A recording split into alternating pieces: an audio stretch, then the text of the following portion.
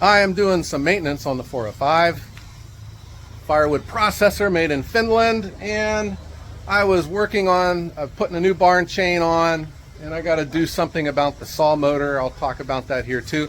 But I thought, you know, this is kind of interesting. It's technical, and some of you guys and gals might find this kind of stuff interesting. Sometimes I do. It would be more interesting if I didn't have to do it, but here I am. So here's the deal. This is the Japa 405. It's made in Finland. It's a world-class firewood processor. It takes a maximum 16-inch log, and it has a standard bar and chain on it, just like you would find on a chainsaw. It's not the Forester, the wide one, the 404. This is a 16-inch 058 gauge 3/8 pitch normal chainsaw, and it worked fine until it stopped working fine. This was when I had first bought this thing. This is the original bar that the machine came with, and it still looks relatively new, but it's made out of aluminum.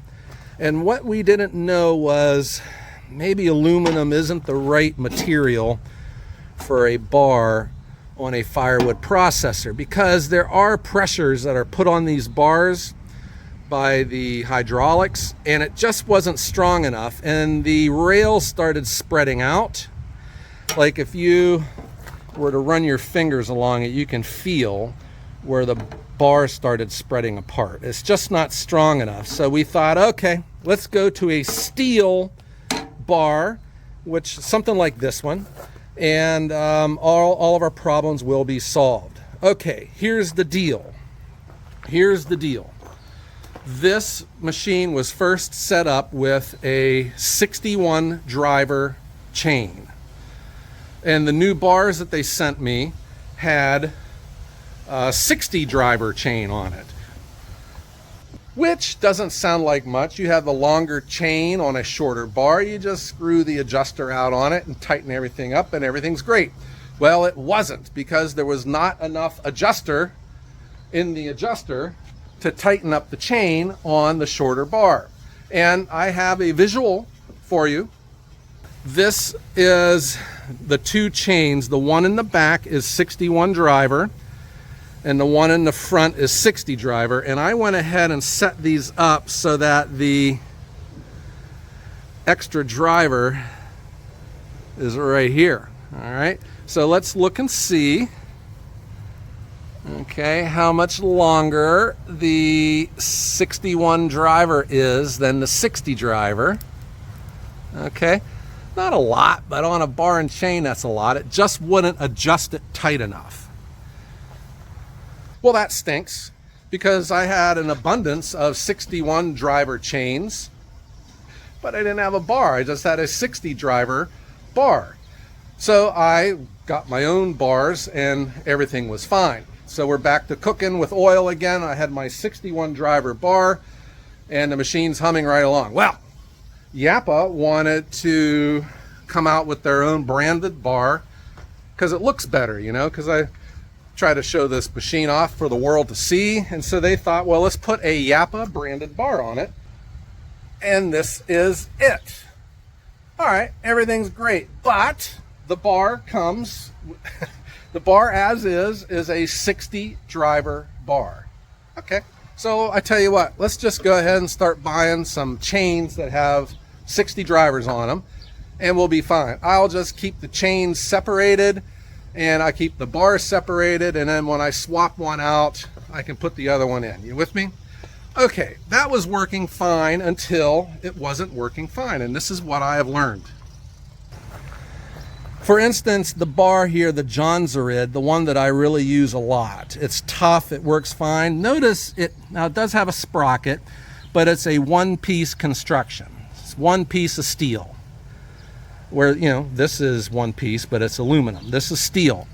So the Japa bar has, you know, like these replaceable tips, although this one isn't replaceable. It looks like it's been spot welded. What happened? Because of the come down pressure, it started separating the tip from the rest of the bar. And I was starting to see and smell some funny things while this bar was running. I would see some sparks getting thrown, and I would see, you know, some shavings, and it just, you know, you use all your senses. I could smell some metal, and I thought, this isn't going to work right. This bar, I don't think you can put these replaceable tip style bars on this processor. Here's why.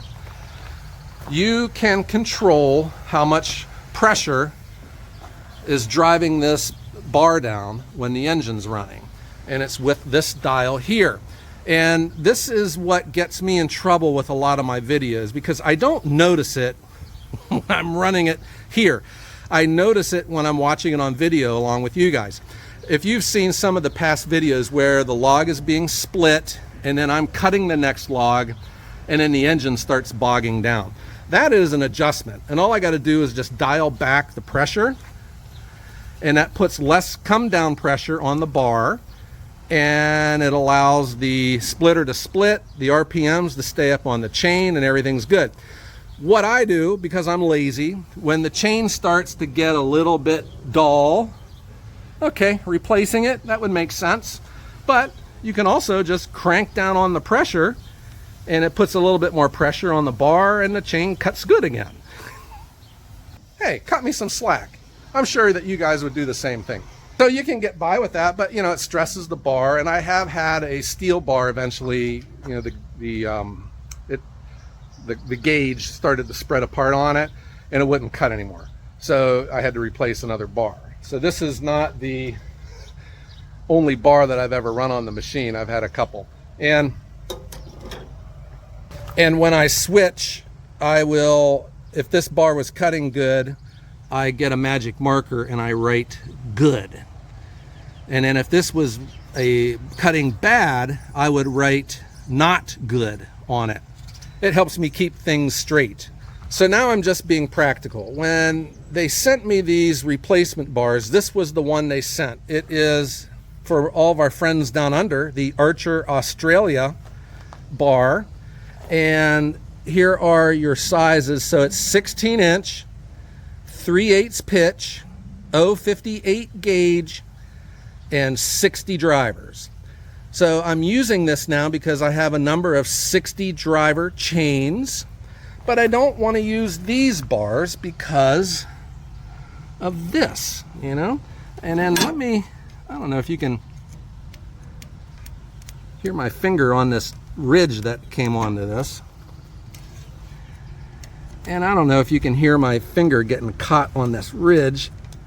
Okay, I don't want to use these bars now because of that. I could probably use them, but they're not going to last long. This bar doesn't have a lot of mileage on it, and it's already showing some damage right here. It's starting to like spread apart. You with me? But I do have these Archers, and these are solid one-piece construction, and I went ahead and put it on the saw motor with a 60 driver chain, and now I'm getting ready to run. Everything is great. Well, there's one other thing that I'm working on. So the saw motor, it has just your traditional mount from like a chainsaw. It's got the 2 bolts, you know, well, the nuts, but this has bolts. It doesn't have studs in the saw motor. So the bolts are on the saw motor. It's these 2 right here. And in this case, they are flange bolts. They are M8, and they're about, an inch-ish, 1.25 inches long. And I went to the hardware store to buy new ones. These are not hardened like our traditional grade 8 bolts. These are softer. And what has happened to them over the use of this machine is these threads, where's my focus? These threads take some abuse. All right, so I put new bolts in, but now there's a problem with the lower hole. The top hole tightens up real tight, just like it should. The bottom hole, the threads are messed up inside the saw motor. So could I have cross-threaded something? Yeah, I suppose, but you know, these aren't hardened bolts. I would think the bolt would have failed and the threads in the saw motor would be okay. But maybe when one of these bolts was falling apart, it left some thread up inside the hole, because I can't get that bottom bolt to tighten up. So I went ahead and bought longer flange bolts, figuring that if the threads were bad, I could run it in farther, get some more thread, and it would tighten it up, but it won't. I was running this bolt in, and it was starting to bottom out, like it felt like it was going to snap off if I kept going. So I stopped and ran it back out, and look, all these threads are flattened at the tip of it. So there's something up inside this saw motor that I got to address.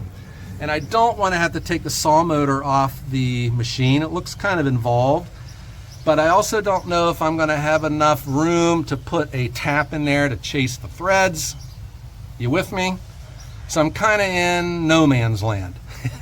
Now, I did try to creative problem solve. I got me some, not longer bolts, but shorter bolts, figuring I'll just catch the threads before we get to the bad part.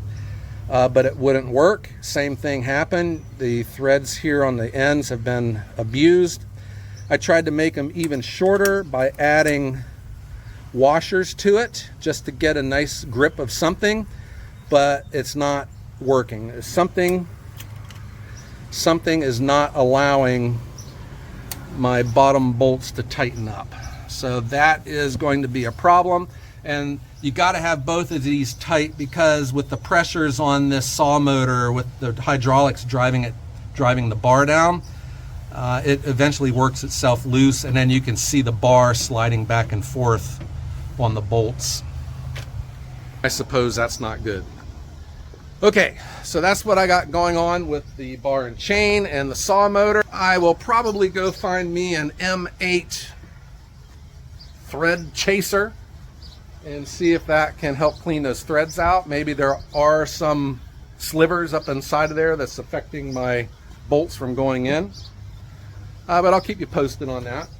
But right now I am all buckled up, and we're going to put this machine to work and run me another load of maple, get it stacked, get it loaded up again, and get it going. Okay, that's what I wanted to show you. I thought maybe some of you guys would find this interesting.